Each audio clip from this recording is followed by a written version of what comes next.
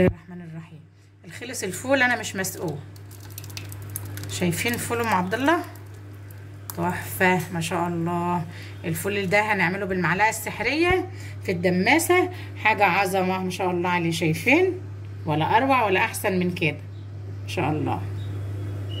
بسم الله والحمد لله والصلاه والسلام على رسول الله. ازيكم يا جماعه؟ عاملين ايه؟ يا رب تكونوا بخير. يوم جديد بفيديو جديد يا رب يعجبكم.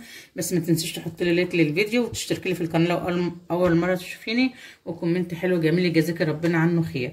يلا نقول بسم الله الرحمن الرحيم ونصلي على الرسول عليه افضل الصلاه والسلام، ونشوف الفيديو بتاعنا ايه النهارده هندمس الفول البلدي في الدماسه. ده فول بلد اهو، جبته من بالليل نص كيلو ونقعته من بالليل لحد احنا بقينا الصبح الوقت بعد الظهر. هندمسه مع بعض في الدماسه بالمعلقه السحريه، وان شاء الله هيطلع احسن 100 مره من بتاع بره. هنقول بسم الله الرحمن الرحيم ونتوكل على الله. معايا الدماسه بتاعتي اهي، انا ما بدمسش فيها من زمان، بدمس في حله لان بعمل كميات كبيره، بعمل 2 كيلو او كيلو ونص. بس النهارده هعمل معاكم ايه، نص كيلو فول، علشان ايه، موديه زياره بيني وبينكم يعني كده، موديه زياره. هدمسه في الدماسه كده نص كيلو فول اهو. والفول لازم يبقى في الدماسه تسيبه ربعها، يعني يبقى كده في الدماسه لازم الربع ينساب للميه. وهقول بسم الله الرحمن الرحيم. ومعايا نص كوبايه عدس غسلاها، نص كيلو يبقى نص كيلو فول ونص كوبايه عدس غسلاها كده مصفياها حلو. وهيبقى معايا بسم الله الرحمن الرحيم نص ليمونه هعصرها، وبعد ما اعصرها هروح حاطاها في قلب الفول بتاعي كده، واجيب ميه سخنه من الكاتل او من اي مكان، يعني المهم ميه سخنه مغليه. بسم الله الرحمن الرحيم. واحط كده، يعني هيعمل فول مدمس احسن 100 مره من اللي بيشتري من بره في الدماسه دي، لان اللي انا موديه لهم الزياره دي بيحبوا فول بره، ما بيحبوش الفول البيتي. بس انا عامله لهم مفاجاه، هعمل لهم الفول ده واقول لهم الفول ده من بره. هنقول بسم الله الرحمن الرحيم. كده حطينا كل المكونات بتاعتنا، العدس والفول الاول والعدس والنص ليمونه.